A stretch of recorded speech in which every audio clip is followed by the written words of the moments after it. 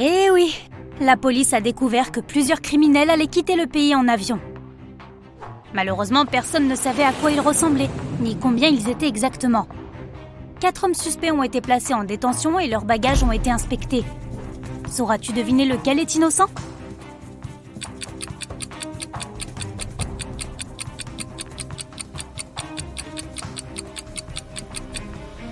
Pourquoi un homme chauve aurait-il besoin de shampoing ? Une personne prétendument aveugle avec une lampe de poche ? Du dentifrice mais pas de brosse à dents ? Apparemment, seul l'homme à gauche n'est pas un criminel. Anne a invité ses amis à passer une semaine chez elle. Les jeunes gens s'amusaient comme des fous. La veille du jour où ils devaient partir, un terrible orage a éclaté. Il pleuvait à verse. Les vents violents brisaient les arbres, arrachaient les lignes électriques et provoquaient des pannes de courant un peu partout. Le lendemain matin, le temps était plus clément, mais Anne a découvert que sa bague en diamant préférée, celle que sa grand-mère lui avait donnée plusieurs années auparavant, avait disparu. Elle a demandé à tous ses amis de se réunir dans le salon. « Je n'arrive pas à retrouver une chose qui m'est très chère. Pouvez-vous me dire ce que vous faisiez hier ?» Megan a répondu qu'elle avait passé la plus grande partie de la journée dans sa chambre, à lire. Walter a répondu « Je m'exerçais à la guitare électrique dans le garage. » Marie a dit à Anne qu'elle ne savait même pas à quoi ressemblait la bague. Anne a tout de suite su qui était le voleur. Peux-tu le découvrir aussi ?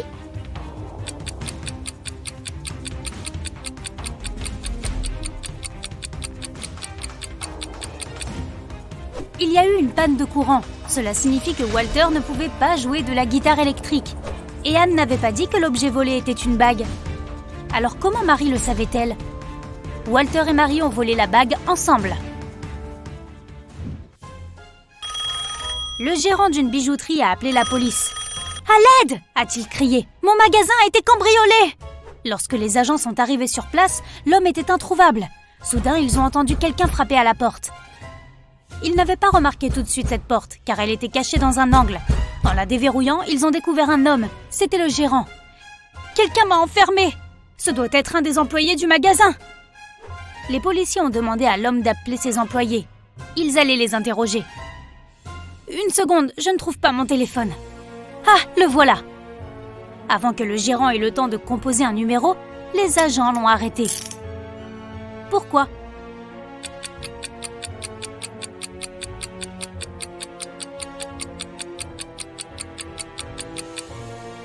S'il était enfermé dans cette pièce et que le téléphone était posé sur le comptoir, comment avait-il pu appeler la police ? L'inspecteur de police Thomas Davis marchait dans la rue un soir d'hiver. Soudain, il a vu une personne portant un masque noir se faufiler hors d'une maison par la fenêtre. Elle portait 2 grands sacs. L'inspecteur a compris qu'il s'agissait d'un cambrioleur. Il a couru après l'inconnu, mais celui-ci a tourné au coin de la rue et a disparu.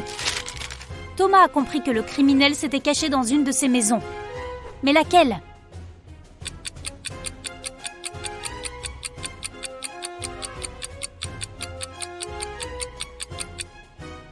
Ça ne peut pas être la maison de gauche. Il y a trop de gens à l'intérieur. Il n'y a pas de traces de pas dans la neige menant à la maison de droite. Cela signifie que personne n'y est entré depuis un bon moment. Ce qui ne nous laisse que la maison du milieu. Nathan s'est faufilé hors de chez lui tard dans la soirée pour aller retrouver sa petite amie. L'adolescent pensait qu'il était extrêmement prudent et silencieux. Mais toute sa famille était au courant de son plan. Ils savaient que le garçon rentrerait à minuit. Ils ont décidé de faire un pari. Celui qui verrait Nathan en premier lorsque le garçon commencerait à escalader la clôture serait le gagnant. Pas de corvée pendant 1 semaine. Pour ne pas s'endormir, le papa de Nathan a allumé la télé. Le grand-père de l'adolescent s'est installé dans le salon pour lire un livre. Sa grand-mère est allée dans la cuisine pour préparer une pizza. Et la mère de Nathan est allée dans sa chambre, s'est assise sur le sol et a commencé à méditer. Qui verra Nathan en premier lorsqu'il reviendra ?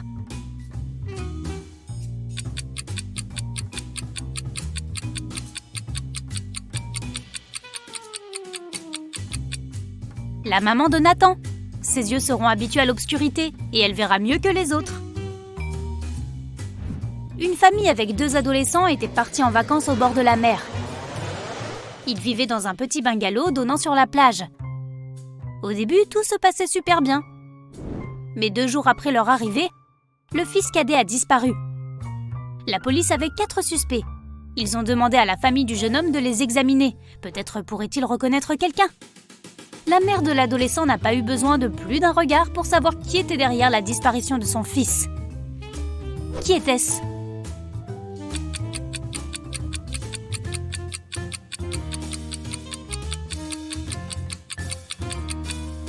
C'est l'homme qui porte la casquette de baseball du garçon disparu. Un serveur apporte leur commande. Stan quitte la table pour se laver les mains et revient 2 minutes plus tard. Peux-tu repérer 5 changements ?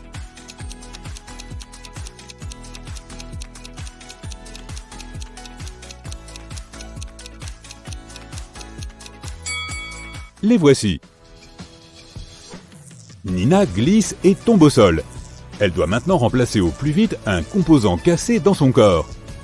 Stan l'emmène dans un laboratoire secret. Ils doivent entrer un code à 3 chiffres pour en ouvrir la porte. Ils commencent à chercher des indices et remarquent des indications écrites sur le mur. Mais le dernier chiffre est effacé. Peux-tu les aider à trouver le code ?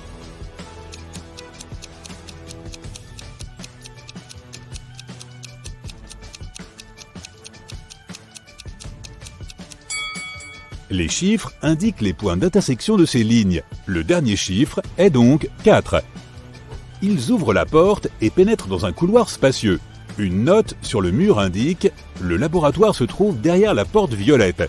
Peux-tu aider nos amis à trouver la porte violette ?»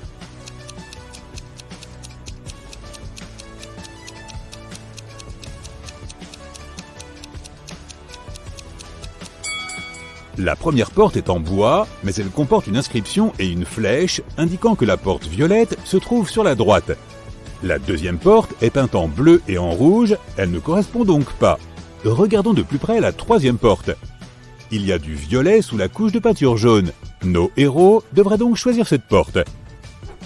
Nina organise une fête chez elle et invite Stan. Ce dernier reçoit un message anonyme. Il y aurait un loup-garou parmi les invités. Peux-tu trouver cette personne ?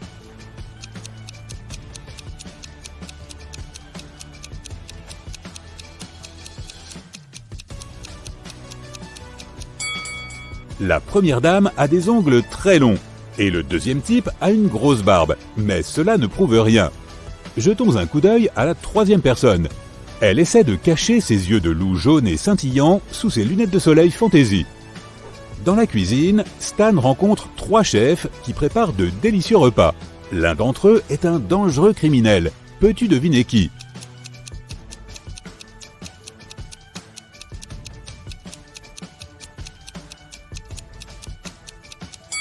Cette femme à droite, elle ajoute des morceaux de verre à la nourriture.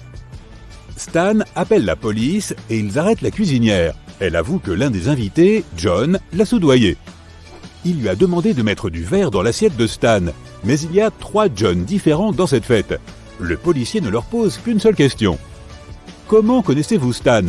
John 1 répond « Je suis milliardaire. Je ne répondrai pas à un interrogatoire sans mon avocat. » John 2 dit « Je suis seulement venu ici pour voir Nina parce que j'ai le béguin pour elle. Je n'ai jamais vu Stan avant. » Et John 3 dit « Stan et moi sommes allés à la même fac. Je ne l'ai pas vu depuis longtemps, mais aujourd'hui, nous nous sommes croisés par hasard. » Qui ment ?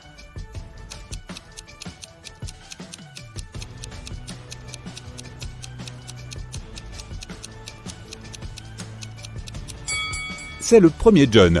Il porte un faux pull Gucci. Il est peu probable qu'il soit milliardaire.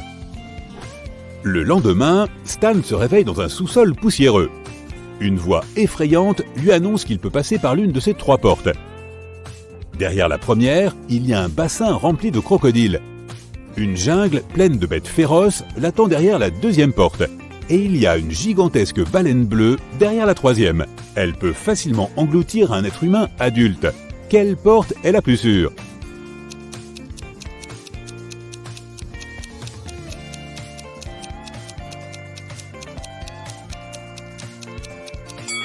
Stan devrait choisir la troisième porte.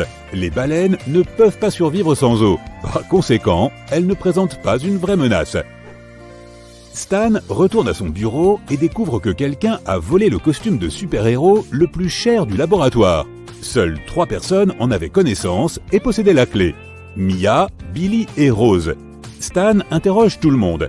Mia dit « Je me sentais malade hier, alors je suis rentré chez moi plus tôt. » Billy dit « J'ai fermé le bureau à 22h et j'ai emmené ma clé avec moi. » Et Rose dit « J'ai effectué des tests sur ce costume dans l'après-midi, après quoi je l'ai enfermé à clé et je suis parti.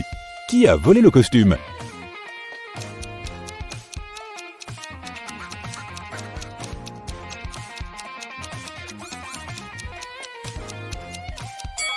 C'est Mia. Elle porte un costume de super-héros sous ses habits. Stan propose un marché à Mia. Si j'inscris ton poids exact sur un bout de papier, tu me rendras le costume. Mia accepte et donne à Stan un bout de papier et un stylo.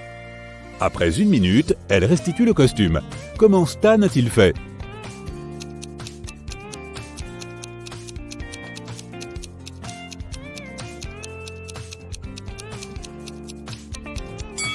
Stan a littéralement fait ce qu'il a dit. Il a écrit les mots « ton poids exact » sur le papier. Stan doit trouver de nouveaux investisseurs pour son agence. Pour cela, il rencontre 3 personnes et chacune d'entre elles propose un marché à Stan. Mallory dit « J'avais des super pouvoirs uniques quand j'étais petite, mais je ne les ai pas développés. Maintenant que je suis vieille et riche, je veux investir dans votre laboratoire pour aider les gens comme moi. » Sherry dit « Mes parents m'ont laissé des milliards de dollars. Je veux investir dans des projets avant-gardistes. » Et Alfred déclare « Écoutez, je peux vous aider à développer votre agence. Mais je veux être actionnaire majoritaire et embaucher mon propre personnel. » L'un d'eux ment. Peux-tu deviner qui ?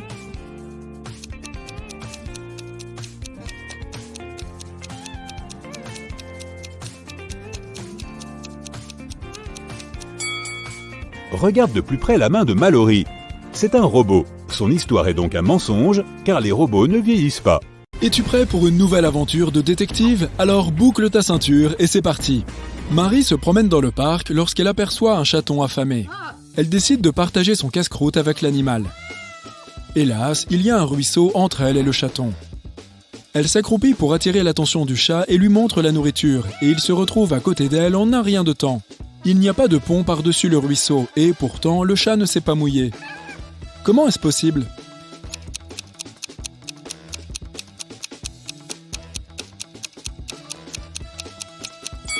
Tout cela s'est produit en hiver et le cours d'eau est gelé.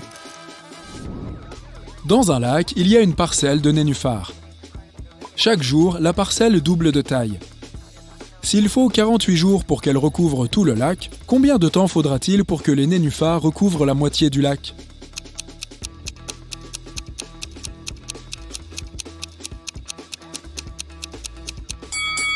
La parcelle double de taille chaque jour. Ainsi, au 47e jour, elle sera 2 fois plus petite qu'au 48e.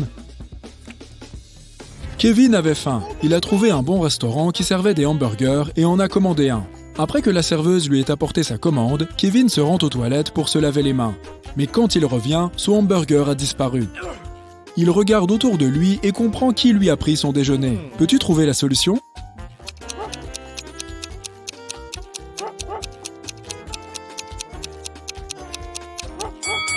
C'est la jeune femme avec un chien assis à ses pieds et qui renifle autour de lui. Si elle buvait simplement du café, ce qu'elle fait semblant de faire, le chien ne s'intéresserait pas autant à elle. Regarde ces 2 types. L'un est grand et costaud et l'autre est petit et mince. Ils sont dans un café et boivent des boissons identiques. Le plus petit avale sa boisson d'un trait et s'en va. L'autre homme sirote son verre lentement. Puis il tombe à terre et est emmené à l'hôpital. Peux-tu expliquer pourquoi cela s'est produit s'ils ont consommé les mêmes boissons ?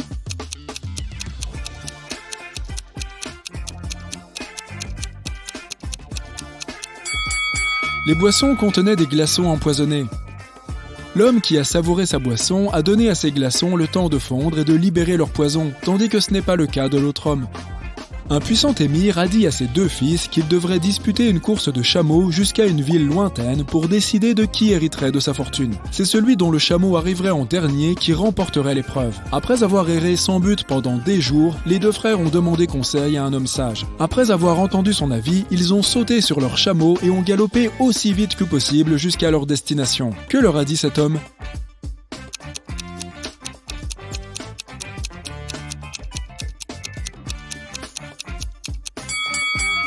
Le sage leur a dit d'échanger leurs chameaux. Regarde ces deux hommes. Ils portent des vêtements similaires, tiennent tous les deux des gobelets de café et, de manière générale, semblent tout à fait normaux. Mais l'un d'eux est un loup-garou déguisé. Lequel ?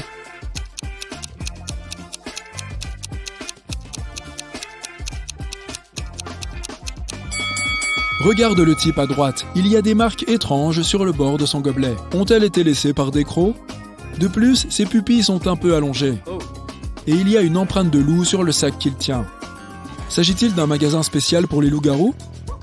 Un riche entrepreneur a disparu de son bureau. La seule chose qu'il ait laissée derrière lui est une note avec les chiffres 6, 4, 9, 10 et 11, ainsi qu'un calendrier.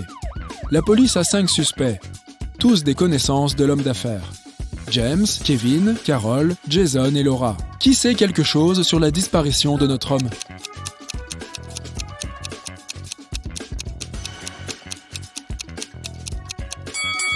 C'est Jason. Les chiffres désignent les mois de l'année, et les premières lettres de ces mois nous donnent son nom, J-A-S-O-N. À l'aéroport, un voyageur furieux affirme que le contenu de son bagage a disparu. « Quand j'ai récupéré ma valise, elle était vide. Je veux que vous m'indemnisiez pour tout ce que j'ai perdu. » Après avoir vérifié les infos du passager, la sécurité de l'aéroport a découvert qu'il avait, en effet, quitté Londres avec une lourde valise. Et maintenant, à Paris, son sac est vide et un peu trempé. Toute cette situation semble suspecte. Peux-tu comprendre ce qui s'est passé ?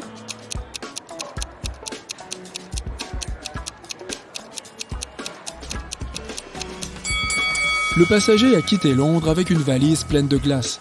Pendant le vol, la glace a fondu et l'homme comptait obtenir un dédommagement pour ses affaires perdues. Mathieu a acheté un nouveau smartphone et un étui pour aller avec. Il a payé 510 €. L'appareil a coûté 500 € de plus que l'étui. Combien Mathieu a-t-il payé pour le téléphone ?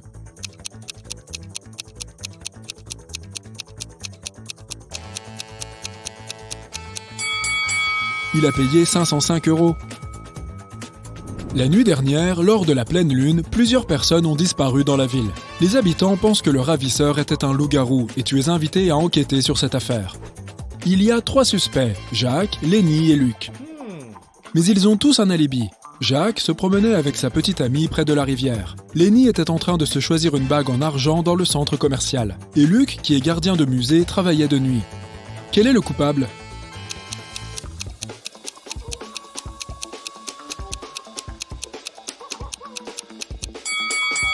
Jacques se promenait sous la pleine lune et ne s'est pas transformé en loup-garou. Lenny n'avait pas peur de porter des bagues en argent. Le loup-garou et kidnappeur potentiel est donc probablement Luc.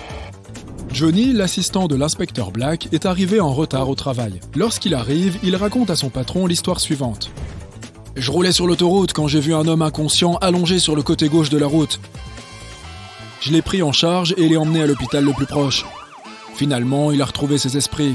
Il m'a dit qu'il avait été poussé hors d'un véhicule en marche, mais le sac contenant tout son argent et ses documents était resté à l'intérieur. » Curieusement, l'inspecteur Black dit à Johnny que l'homme lui a menti. Comment s'en est-il rendu compte ?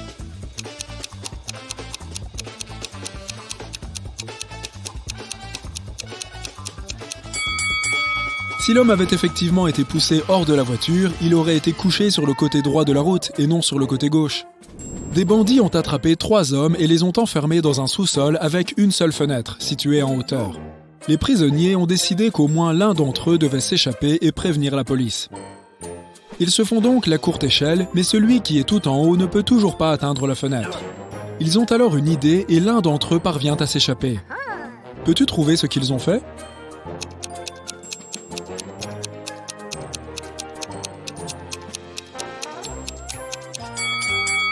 Le plus grand d'entre eux a grimpé tout en haut, et comme proportionnellement cet homme a aussi les bras les plus longs, il a réussi à atteindre la fenêtre.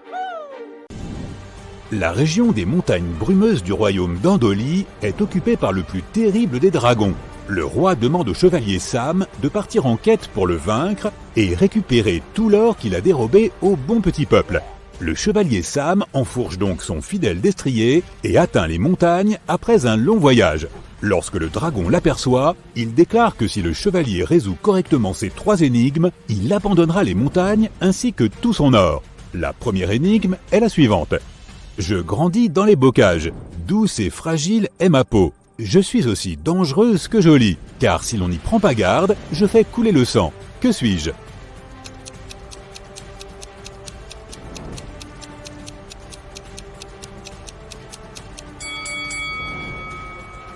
C'est une épine. Tu es bien astucieux, chevalier Sam, dit le dragon. Voici ma seconde énigme. Je suis une boîte remplie de cordes et sertie de dents. Seuls des doigts agiles peuvent me faire livrer mes secrets. Que suis-je ?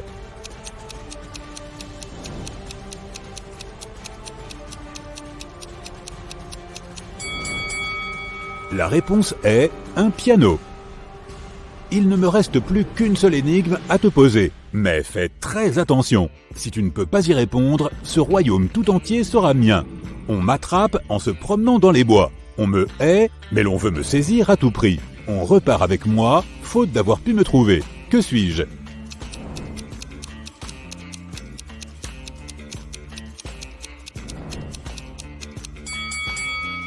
C'est une écharde. Annie a laissé son ordinateur dans sa chambre d'étudiante, mais il lui en faut un de toute urgence pour rendre son devoir. Sa mère a un ordinateur portable dans son bureau, mais il est protégé par un mot de passe. Néanmoins, elle parvient facilement à le trouver. Comment a-t-elle fait ?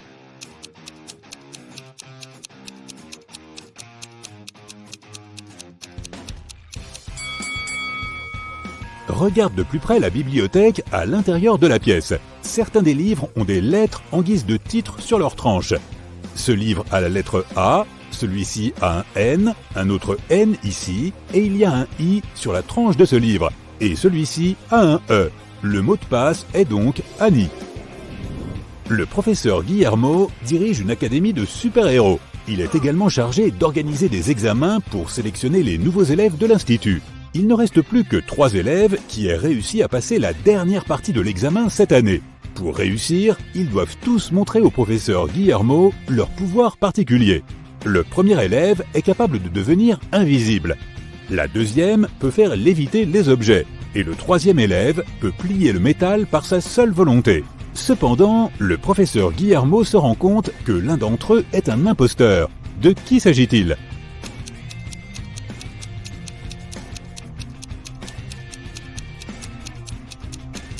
Regarde de plus près l'objet que la deuxième élève fait léviter. Tu vois le petit bouton de marche-arrêt ? Cela signifie probablement qu'il s'agit en fait d'un appareil capable de voler tout seul. C'est donc elle l'imposteur. Jane participe à l'émission Qui veut gagner des milliards et il ne lui manque qu'une question pour remporter le gros lot. La question est la suivante. Il est vrai que j'apporte la sérénité et que je prête mes courbes même aux astres. Mais pourtant, je vis dans la misère, dans la plus sordide des crasses. Avec les voleurs et les brutes, je conspire, on me trouvera toujours en prison. Mais pour peu qu'il n'y en ait qu'un seul, on me verra sortir de mes gonds. Que suis-je ?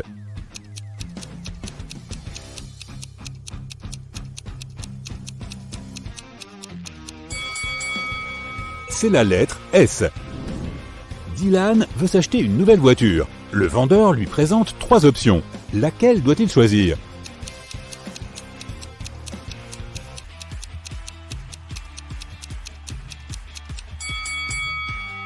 Jette un œil à la portière de la première voiture. La peinture est écaillée. Il n'est pas très malin de prendre une voiture qui est déjà endommagée. La jante du pneu gauche de la troisième voiture est fissurée. On se passera également de celle-ci. Il devrait donc prendre la deuxième voiture. Catherine a 4 filles, et chacune de ses filles a un frère. Combien d'enfants Catherine a-t-elle au total ?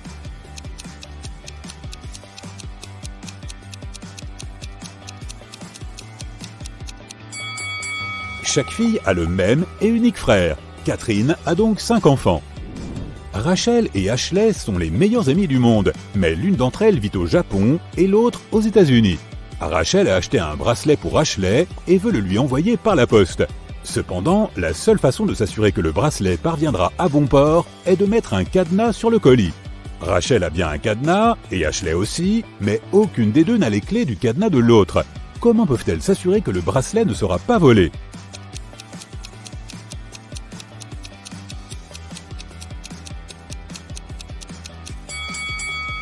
Rachel doit mettre un cadenas sur son paquet et l'envoyer à Ashley. Ashley doit alors placer son cadenas à elle sur le paquet et le renvoyer à Rachel. Rachel enlève son propre cadenas et renvoie le paquet à Ashley. L'inspecteur Smith est appelé dans une maison afin d'enquêter sur un cambriolage. Monsieur Brooke affirme que quelqu'un s'est introduit chez lui et a dérobé sa montre de luxe. Lorsque le détective arrive sur les lieux, il constate que la porte d'entrée est ouverte et que des traces de pas boueuses mènent droit au salon. Il remarque également qu'il y a de la boue dans les escaliers. Après avoir fait le tour de la maison, l'inspecteur Smith comprend rapidement qui est le voleur. Il monte à l'étage et interpelle le fils de M. Brooke. « Pourquoi fait-il cela selon toi ?»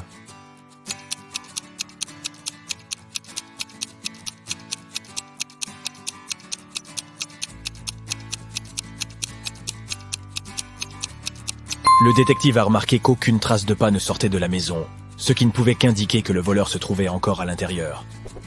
4 amis sont sortis déjeuner, regardent attentivement l'image et essayent de deviner lequel d'entre eux est le plus riche.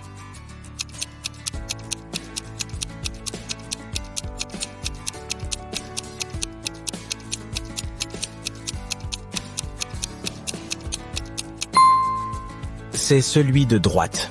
La première personne a un faux iPhone. Ce n'est donc pas elle. Ensuite, son voisin porte des chaussures déchirées, ce qui signifie qu'il n'a pas les moyens d'en acheter de nouvelles. Le troisième ami a un portefeuille tristement vide. Il va probablement demander à un ami de payer sa part de l'addition.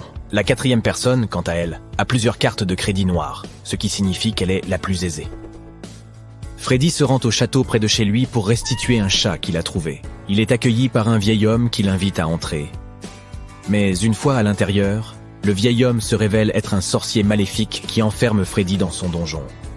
Le terrible sorcier lui dit alors « Si tu parviens à accomplir les 3 tâches que je vais te confier, je te laisserai rentrer chez toi. Sinon tu resteras prisonnier ici pour toujours. Voici ta première tâche.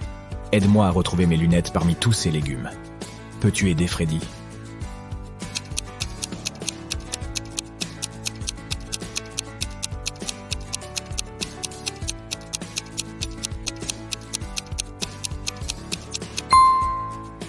Les voici, juste à côté de la citrouille. Pour l'épreuve suivante, Freddy doit concevoir une potion et les ingrédients doivent impérativement être ajoutés dans le bon ordre. Le sorcier donne à Freddy un morceau de papier sur lequel la recette est inscrite. Peux-tu aider Freddy à préparer cette potion ?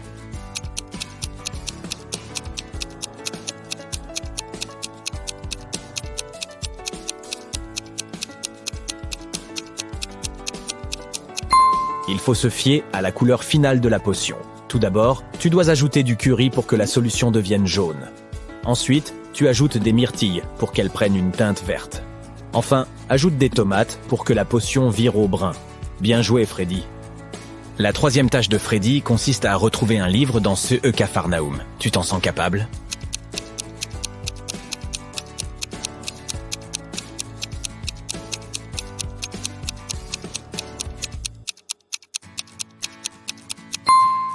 Il est posé juste ici, derrière le lampadaire. Félicitations, tu viens d'aider Freddy à retrouver sa liberté. Vendredi, Sam et Peter sont allés dîner dans un restaurant. Après le repas, l'addition a été payée. Mais Sam et Peter n'ont rien déboursé. Alors qui a payé pour eux ?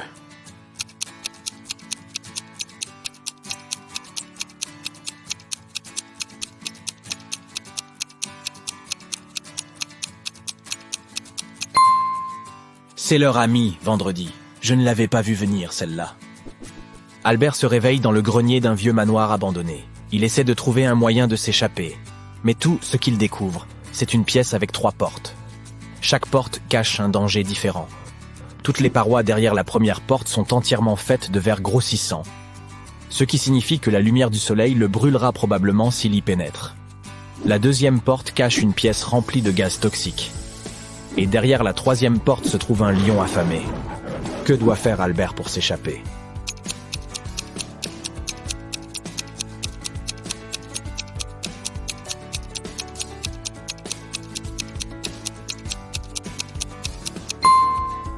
Il devrait attendre la nuit et passer par la première porte.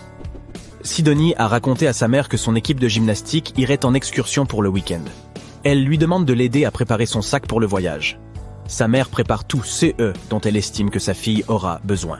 Lorsque Sidonie rentre de week-end, elle raconte à sa mère tout ce qui s'est passé pendant le voyage. Mais au cours de la conversation, elle lui demande pourquoi elle n'a pas pensé à lui donner de brosse à dents. Sa mère comprend immédiatement que Sidonie lui a menti sur l'endroit où elle a vraiment passé le week-end. Comment cela se fait-il ?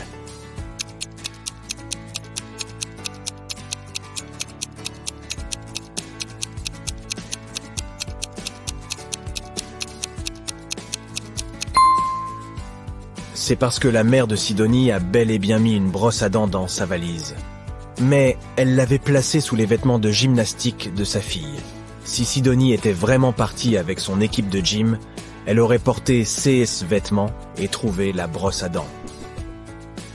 Kim découvre 3 sacs dans un vieux grenier ainsi qu'une note. La note dit qu'il y a 1 million d'euros dans l'un des sacs. Elle dit aussi que les 2 autres sacs sont vides. Kim n'a qu'une seule chance de découvrir quel sac contient l'argent. Elle sait par ailleurs qu'un seul des messages écrits sur les sacs dit la vérité. Sur le premier sac, il est écrit « L'argent n'est pas là ». Sur le deuxième sac, il est écrit « L'argent n'est pas là ». Et sur le dernier sac, on peut lire « L'argent est dans le deuxième sac ». À la place de Kim, quel sac choisirais-tu ?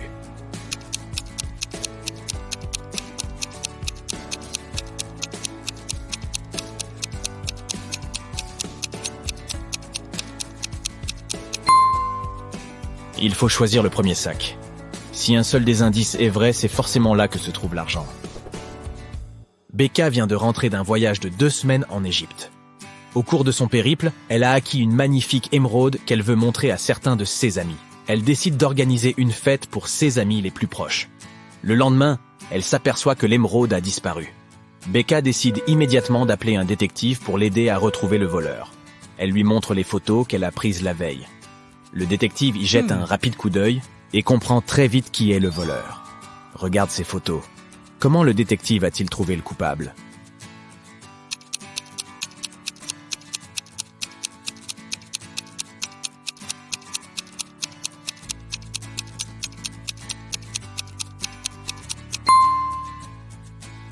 Regarde cette fille qui porte un chapeau. À 1h du matin, son chapeau est arrondi. Mais à 2h du matin, il devient curieusement géométrique, comme s'il épousait la forme d'une émeraude. Ce doit être elle la coupable. C'est un soir pluvieux, et Dylan rentre chez lui en voiture. Il passe par un arrêt de bus où 3 personnes lui demandent de les prendre en stop. Dylan n'a qu'une place à offrir dans sa voiture, mais il veut vraiment aider toutes ces personnes. Il y a une vieille dame qui a l'air transie de froid. Il y a aussi un médecin qui dit avoir besoin d'aller à l'hôpital pour s'occuper d'un patient. Et une femme pour laquelle Dylan a le béguin. Comment Dylan peut-il s'arranger afin de venir en aide à tout le monde ?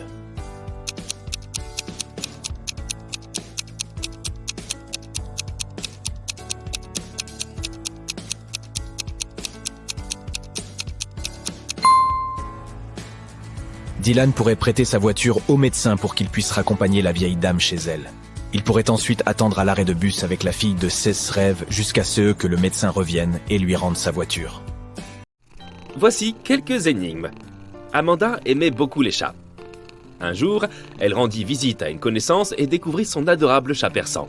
Amanda demanda à sa connaissance quel âge avait l'animal. Dans 2 ans, Luno aura 2 fois l'âge qu'il y avait il y a 5 ans. Amanda hocha la tête et continua à caresser le chat. Quel âge avait-il ?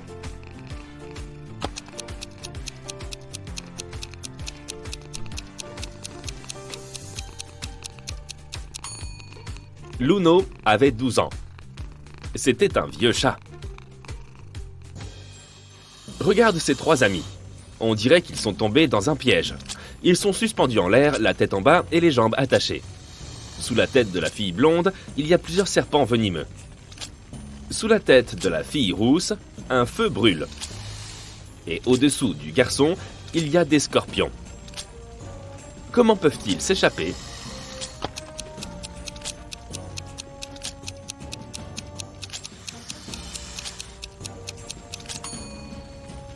Tu vois ce nuage avec des éclairs ?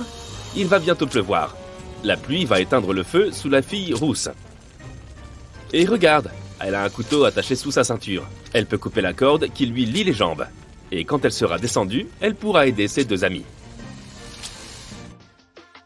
Anna participait à un marathon. Juste avant la ligne d'arrivée, elle dépassa la personne qui courait en 2e position. Notre amie était heureuse, elle allait gagner. Mais quelques secondes plus tard, elle fut très déçue. Pourquoi ?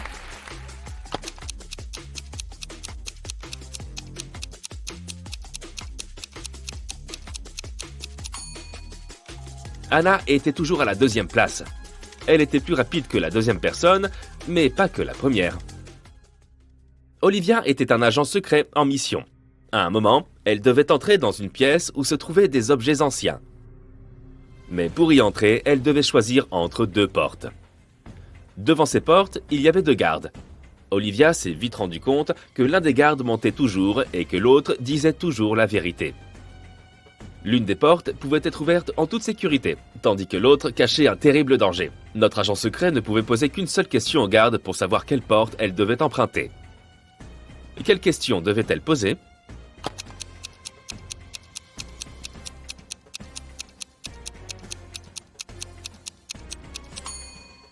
Elle devait demander « Si je demandais à l'autre garde quelle porte il est prudent d'ouvrir, que dirait-il » Les 2 gardes indiqueront la porte qui cache un danger. Le garde qui ment, eh bien, parce qu'il ment toujours. Et le garde qui dit la vérité, parce que cette réponse est celle que donnerait le menteur. Donc, notre ami peut sans danger ouvrir l'autre porte. Lisa travaillait comme assistante pédagogique dans un collège. Un jour, elle devait faire passer un examen à un groupe d'élèves. Lisa savait que certains d'entre eux allaient tricher, et en effet, peu après le début de l'examen, elle a repéré quelqu'un qui trichait.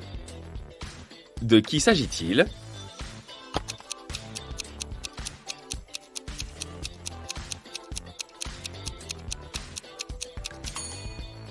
C'est le garçon au fond de la classe.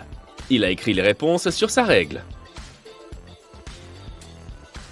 Peux-tu deviner laquelle de ces 2 montres est réelle et laquelle n'est qu'un jouet ?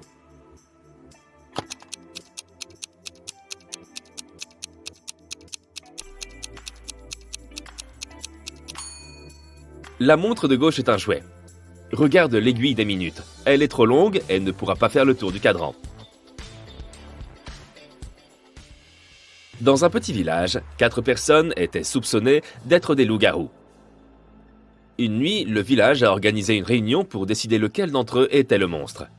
Voilà à quoi ressemblent les suspects. Cette personne a des ongles longs et pointus et est connue pour courir extrêmement vite. Cette personne a des dents longues et pointues et est connue pour voir dans le noir. Cette personne a les cheveux en bataille et est connue pour sauter très haut. Cette personne a une voix grave et est connue pour flairer les choses de très loin. Lequel d'entre eux est un loup-garou ?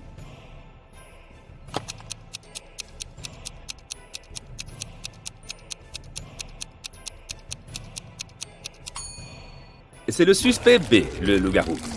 Les dents longues et pointues et la capacité à voir dans le noir sont 2 caractéristiques typiques des loups-garous dans la mythologie et le folklore. Les autres suspects ont également des attributs inhabituels, mais ils ne sont pas associés au loup-garou. Joe avait un ami, Lucas, qui ne répondait jamais directement aux questions. Un jour, Joe envoya un message à Lucas pour l'inviter à rejoindre leurs amis communs dans un café. La réponse de Lucas fut plutôt bizarre. « Désolé, pas d'argent, boulot Lucas, boulot. » Heureusement, Joe connaissait suffisamment son ami pour comprendre ce qu'il voulait dire. Et toi ?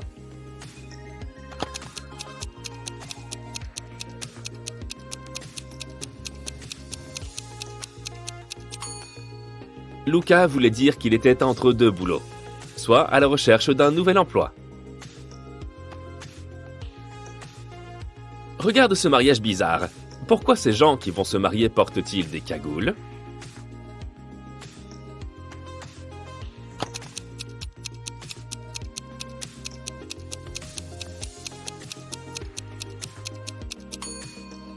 Il y a des caméras sur les murs.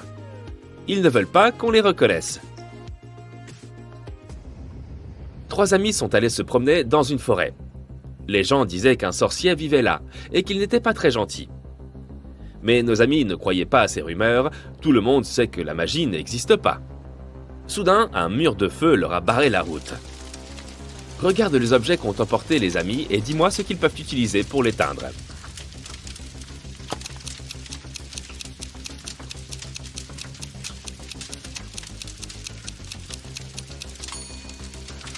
Ils pourraient utiliser ce seau pour puiser de l'eau dans cette flaque. Mais cela ne suffirait pas à éteindre un feu aussi grand. Ce tuyau est inutile, il n'y a pas de robinet. Nos 3 amis doivent donc prendre cette bêche et éteindre le feu avec de la terre. Tu es dans une forêt. Soudain, il se met à pleuvoir. Tu remarques une grotte et tu t'y caches. Mais dès que tu entres à l'intérieur, l'ouverture se referme. Il y a 3 tunnels devant toi, et l'un d'eux mène à la liberté. Mais le premier tunnel est plein de crocodiles qui n'ont pas mangé depuis 2 ans. Dans le deuxième tunnel, il y a un lion qui n'a rien mangé depuis 2 semaines. Et le troisième tunnel mène à un désert brûlant. Quel tunnel devrais-tu choisir ?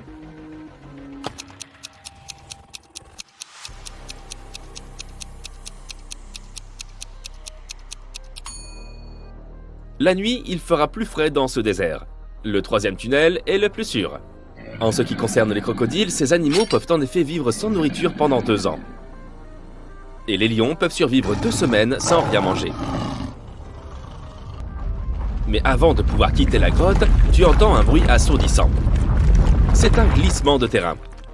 Les tunnels sont bloqués, mais tu vois maintenant 3 autres passages. Un cracheur de feu, est-ce un dragon, garde le premier passage. Le deuxième passage est plein de cactus vénéneux. Leurs épines sont recouvertes d'une substance extrêmement toxique. Et dans le troisième passage, tu aperçois les yeux rouges de loups affamés. Quel passage dois-tu emprunter cette fois ?